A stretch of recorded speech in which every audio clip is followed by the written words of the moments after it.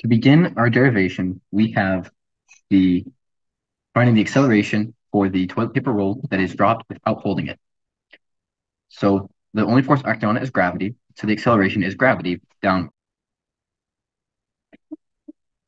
for the toilet paper roll acceleration, or the one that is being held.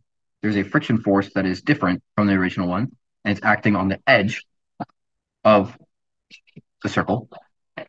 And what that changes is it makes a torque because it's at a radius. The friction is at a radius, and so that causes a torque, and torque equals, excuse me, I alpha, which is A over R for alpha. And then the force is the acceleration as a system moving is mg minus the force of friction. And that equals ma. Again, positive being the inverse. So we plug the FS's into each other, and we get, well, first we take the torque R and we divide, so it's R squared. And then we sub it in here. And then we add this IA over R squared to the other side and divide all of it by M.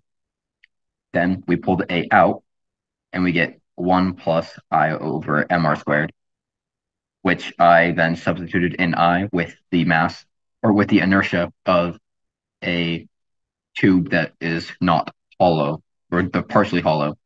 And that would be 1 over 2 M R1 squared plus R squared.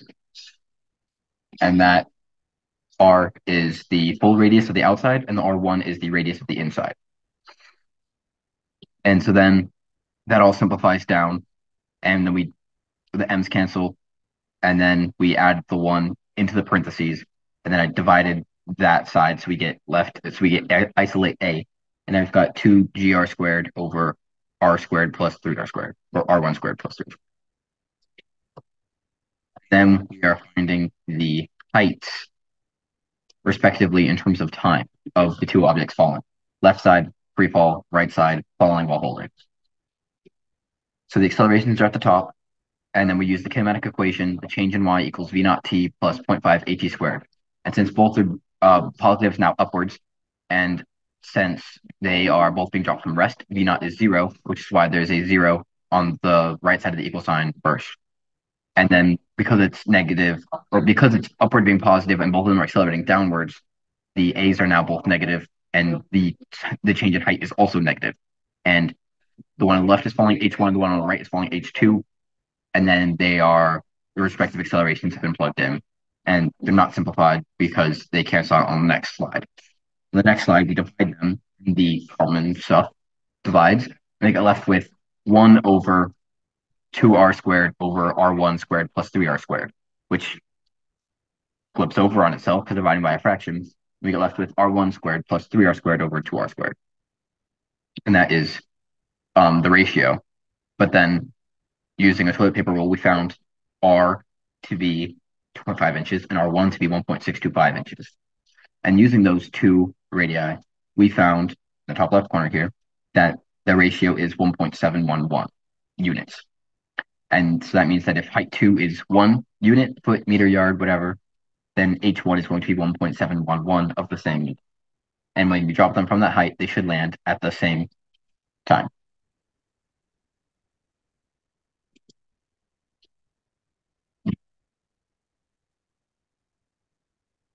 All right, let's put that to the test.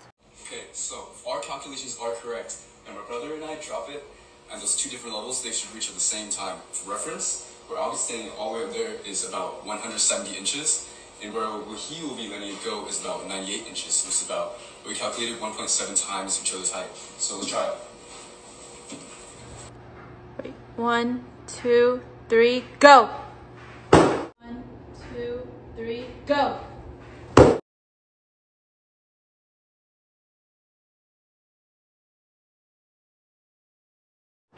Yay!